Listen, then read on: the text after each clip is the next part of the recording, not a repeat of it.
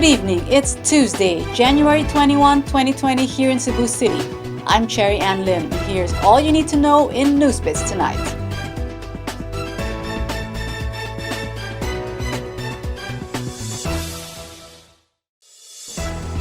The Department of Health is monitoring a 5-year-old child from Wuhan, China, who has tested positive for a non-specific pancoronavirus. The child is currently quarantined in a Cebu City hospital. Here's Kenneth Torres for the details. The Department of Health confirmed that a 5-year-old child in Cebu City has tested positive for a non-specific pancoronavirus. The child traveled from Wuhan, China and arrived in Cebu together with his mother last January 12. The child was admitted last January 18 in a hospital in Cebu City for manifesting fever, throat irritation and cough prior to entering the Philippines. As of Tuesday, the DOH said the child was still experiencing cough but was stable and febrile. Samples taken from the child have been sent to Australia to determine the coronavirus strain amid the outbreak of a new strain called the 2019 novel coronavirus in Wuhan, China. DOH Secretary Francisco Duque III urged all health workers to be vigilant, while the Bureau of Quarantine is working with airlines and airport authorities to strengthen border surveillance. Travelers with symptoms of respiratory illness are advised to seek medical attention immediately. Kenneth Torres, NewsBits Tonight. Pushing for the approval of the monorail project in Cebu, Presidential Assistant for the Visayas Michael Dino will meet with National Economic and Development Authority Secretary Ernesto Pernia this week. Here's Nico Tubo for the details.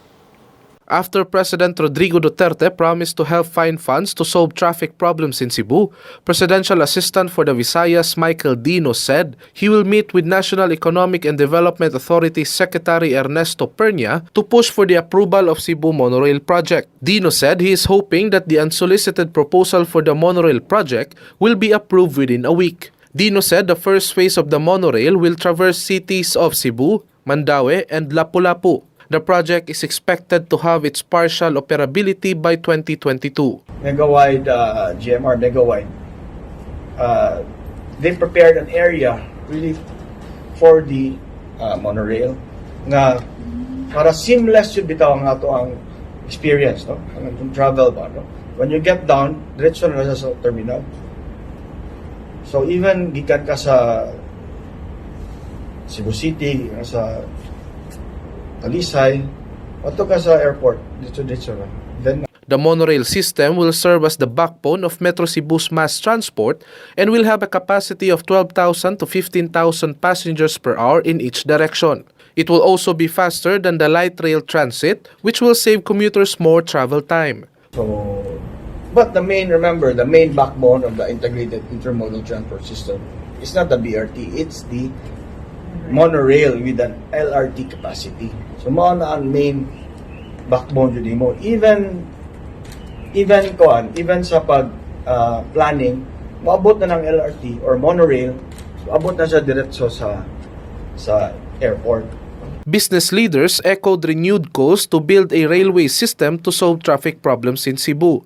Mandaue Chamber of Commerce and Industry incoming President Stephen Yu said Duterte's promise to help solve Cebu's traffic problems shows his strong concern on Cebu's growth.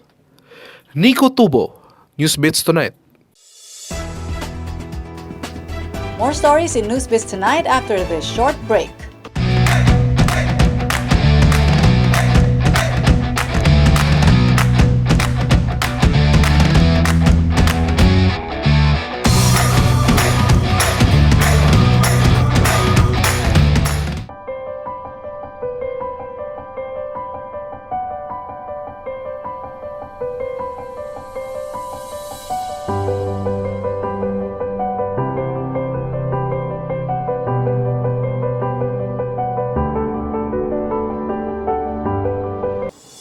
To revive the country's agricultural sector, the agriculture sector has allotted 2 billion pesos to encourage the youth to take up farming. Here's Nico Tubo for the details. The Agricultural Credit Policy Council of the Department of Agriculture is offering a credit facility worth 2 billion pesos to young students and entrepreneurs who plan to start any agriculture, fishery, or agribusiness venture. Agriculture Secretary William Dar said this is just an initial amount to develop agripreneurship programs targeted toward the youth. Agri-fishery graduates and young hobbyists aged 15 to 30 years old are eligible to avail the Young Agripreneurs Loan Program. They can borrow startup funds of up to 500,000 pesos with zero interest and payable in 5 years. DA Central Visayas Director Salvador Diputado said in an earlier interview that the youth needs the push from the agency to help in reinvigorating the agriculture field, which is one of the country's most crucial source of food.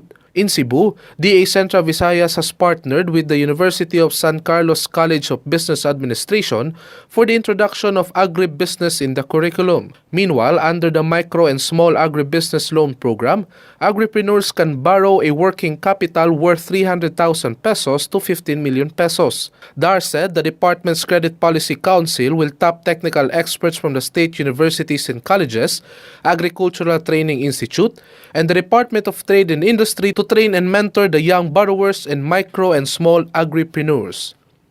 Nico Tubo, NewsBits Tonight.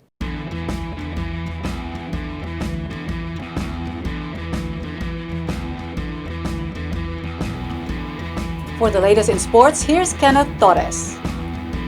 The Cebu Sharks Casino ethyl alcohol inched closer to the playoff rounds of the MPBL after besting Nueva Ecija Rise Vanguards 77-73 on Monday night.